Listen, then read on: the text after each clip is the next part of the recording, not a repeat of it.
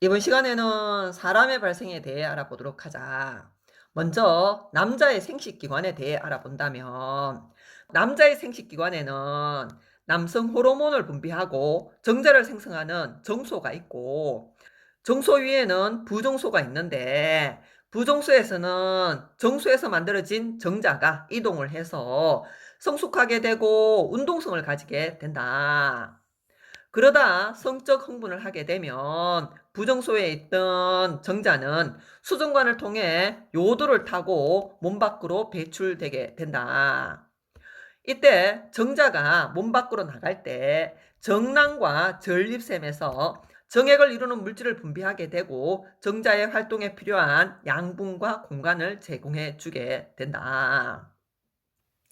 옆으로 이동하여 한 번 더 적어본다면 정자를 생성하고 남성 호르몬을 분비하는 곳은 A 정소이고 정자가 성숙하고 운동성을 가지는 곳은 B 부정소가 되며 정자의 이동 통로가 되는 곳은 C 수정관이 되고 정액을 이루는 물질을 분비하고 정자의 활동에 필요한 양분과 공간을 제공하는 곳은 정낭과 전립샘이며 정액이 몸 밖으로 이동하는 통로는 F 요도가 된다. 그래서 정자의 이동 경로를 한 번 더 적어 본다면 정소에서 부정소로 이동한 다음 수정관을 타고 요도를 통해 몸 밖으로 나가게 된다. 이때 주의할 사항은 수정관에서 수정이 일어나는 것이 아니고 수정은 여자의 몸에서 일어난다는 사실과 정자가 정낭과 전립샘으로 들어가는 것은 아니고 영양물질들을 공급받아서 합쳐져서 요도를 통해 몸 밖으로 나간다는 사실을 기억하고 다음으로 넘어가자. 이어서 여자의 생식기관에 대해 알아보도록 하자. 여자의 생식기관에는 난자를 생성하고 여성 호르몬을 분비하는 난소가 있고 그리고 난소와 자궁을 연결하는 수란관이 있다. 난소에서 만들어진 난자는 바로 자궁으로 이동할 수 있는 게 아니라 수란관을 통해 자궁으로 이동한다는 사실을 기억하고 그리고 태아가 자라는 두꺼운 근육으로 된 자궁이 있으며 정자가 들어오고 태아가 나가는 통로가 되는 질로 구성되어 있다. 옆으로 이동하여 한 번 더 적어본다면 난자가 생성되고 여성 호르몬을 분비하는 곳은 난소로서 위치는 A가 되고 난소와 자궁을 연결하는 긴 관으로서 수정이 일어나는 장소가 바로 비수란관이 된다. 그리고 태아가 자라는 곳으로 두꺼운 근육으로 이루어진 자궁이 있으며 정자가 들어오고 태아가 나가는 통로가 되는 질이 있다. 이때 난자의 이동 경로를 한번 적어본다면 난자는 난소에서 만들어진 다음 수란관을 통해 자궁으로 이동하게 되고 그리고 D질을 통해 몸 밖으로 배출될 수 있다. 이때 정자와 난자가 결합하는 수정은 수란관의 상단부에서 일어난다는 사실을 기억하고 다음으로 넘어가자. 이어서 수정되어 개체가 되는 과정에 대해서 한번 알아본다면 먼저 정자, 난자와 같은 생식세포가 형성되고 정자, 난자들이 결합하는 수정이 일어나게 되고 그리고 수정을 통해 수정란이 형성되면 수정란이 발생 과정을 거쳐 개체로 성장을 하게 되고 그리고 출산을 할 수 있게 된다. 이 과정에 대해 좀 더 자세히 알아보기 위해 먼저 생식세포 형성에 대해 알아보도록 하자. 생식세포에는 정자와 난자가 있는데 옆에 그림을 참고해보면 정자는 핵과 꼬리로 이루어져 있고 핵 속에는 유전 물질이 들어있다. 그리고 난자의 경우는 핵과 세포 질로 형성되어 있는데 핵 속에는 유전 물질이 들어있고 그리고 세포 질에는 많은 양분이 들어있다. 그래서 난자의 크기가 정자의 크기보다 훨씬 크다는 사실을 기억하고 표로 정자와 난자를 비교해 보도록 하자. 정자는 정소에서 생성되고 난자는 난소에서 생성이 되는데 크기는 난자의 크기가 훨씬 크고 그 이유는 난자가 양분을 갖고 있기 때문이다. 그리고 난자는 운동성이 없는 반면 정자는 꼬리를 통해 운동이 가능하고 염색체 수는 둘 다 감수 분열을 통해 만들어지기 때문에 사람의 경우 체세포의 절반인 23개의 염색체를 가지게 된다. 그래서 이 정자 난자의 수정에 의해서 만들어지는 수정란의 경우는 정자 난자의 염색체가 합쳐져서 총 46개의 염색체를 가짐으로써 부모와 염색체 수가 같게 된다. 그리고 이 수정란은 이제 더 이상 감수 분열을 하는 게 아니라 체세포 분열을 통해 점점 몸집이 커지게 되고 엄마 뱃속에서 아기로 자라게 된다. 수정란이 체세포 분열을 통해서 아기가 되는 전 과정을 발생이라고 하고, 특히 수정란의 초기 체세포 분열을 난할이라고 한다. 그럼 이어서 여기에 대해 좀 더 자세히 알아보도록 하자. 먼저 수정에 대해 얘기를 한다면 정자와 난자 같은 암수 생식세포가 결합을 하는 것을 수정이라 하고, 수정은 여자 몸속의 수란관의 상단부에서 일어나게 된다. 그리고 정자와 난자는 염색체 수가 체세포의 절반인 상태이다. 이 염색체 수가 체세포의 절반인 정자와 난자가 수정을 하여 만들어지는 수정란은 체세포와 염색체 수가 같게 된다. 이어서 발생에 대해 알아보도록 하자. 발생이라 함은 수정란이 체세포 분열을 거듭하여 하나의 개체로 완성되어가는 전 과정을 발생이라고 한다. 이때 수정란의 초기 체세포 분열을 난할이라고 한다. 그림을 통해 설명해 본다면 수정란이 체세포 분열을 통하여 세포 수가 점점 늘어나게 되고 기관 분화가 일어나 하나의 개체로 성장하는 전 과정을 발생이라 하고, 이 발생 과정 중 수정란의 초기 체세포 분열을 난할이라고 한다. 이때 난할은 일반 체세포 분열과 달리 세포의 생장 없이 빠르게 일어나게 된다. 그래서 그림에서 보듯이 세포 수는 늘어나지만 세포 한 개의 크기는 점점 작아지게 되고 배아의 전체 크기는 일정하게 유지된 상태에서 분열이 일어나게 된다. 그러나 DNA 복제 과정을 거치게 되므로 세포 한 개당 염색체 수는 일정하게 유지가 된 상태에서 분열이 일어나게 된다.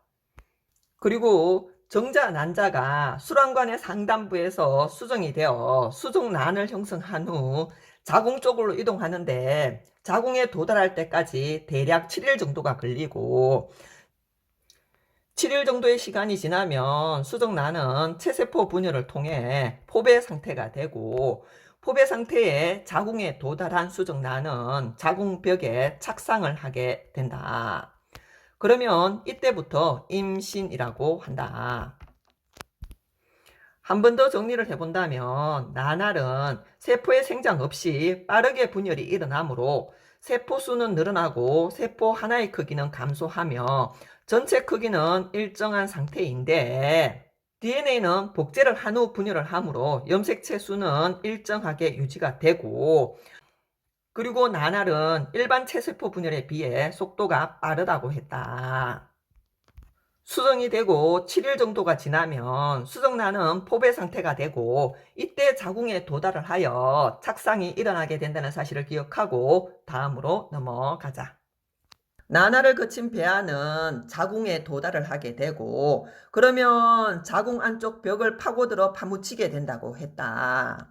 이 현상을 착상이라고 하고, 착상은 수정이 된 후 약 7일이 지나 수정란이 포배기 상태가 되었을 때 착상이 일어나게 되고 그러면 이때부터 임신이라고 한다.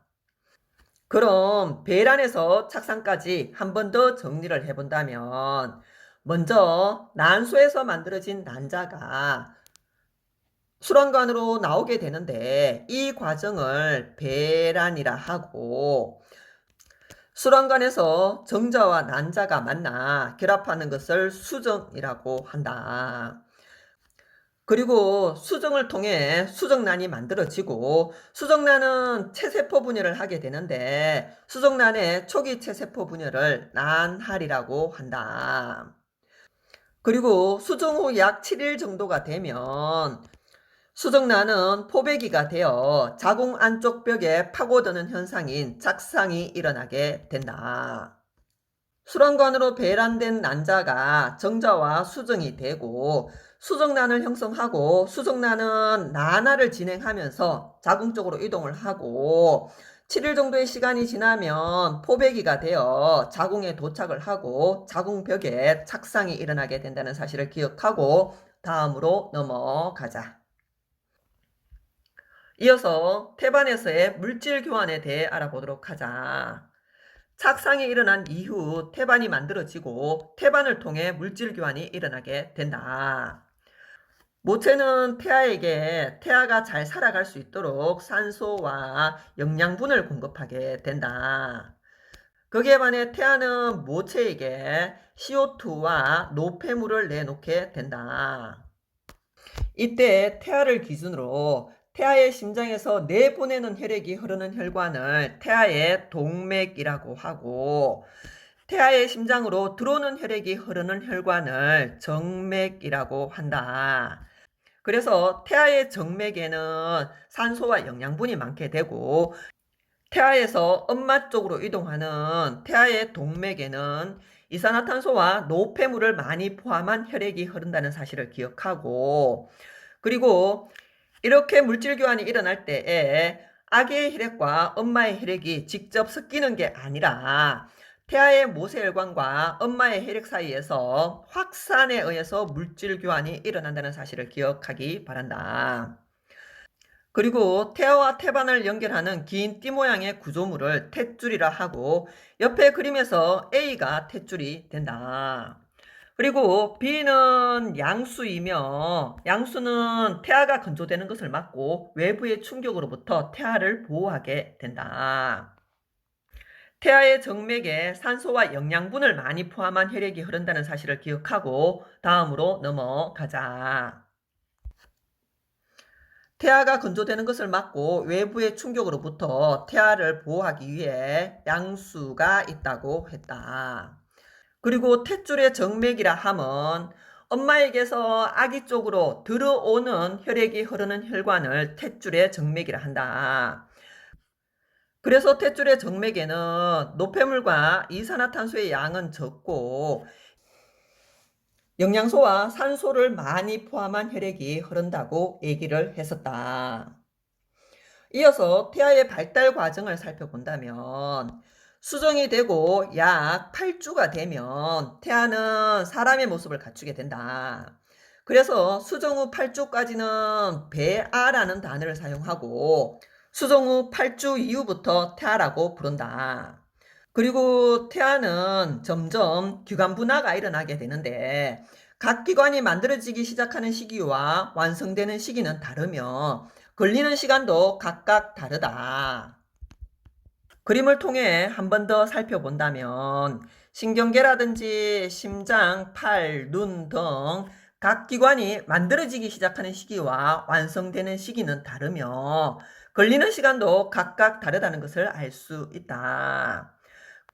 그리고 신경계가 가장 먼저 만들어지기 시작한다는 사실도 기억하기 바란다. 그리고 임산부는 태아의 주요 기관이 대부분 만들어지기 시작하는 3개월 이내에는 약물 복용이나 음주, 흡연 등을 삼가해야 한다. 옆으로 돌아와 한 번 더 적어본다면 각 기관 중 신경계가 가장 먼저 만들어지기 시작한다고 했다. 그리고 이렇게 기관 분화가 일어나서 자란 아기는 수정이 되고 약 266일이 지나게 되면 출산을 하게 된다. 출산을 할 때는 자궁경부가 열리고 태아가 머리부터 나와야 하고 그리고 태반이 배출된다. 이렇게 태아가 출산될 때까지 임산부의 행동이 태아에게 미치는 영향에 대해서 알아본다면 엄마가 섭취한 물질은 태아에게 그대로 전달이 되므로 태아의 주요 기관이 대부분 만들어지는 3개월 이내에는 약물 복용이나 음주, 흡연 등을 삼가해야 한다. 수정이 된 후 266일 후 출산이 일어난다는 사실을 잘 기억하고 여기까지 해서 사람의 발생에 대한 강의를 마무리하기로 하자.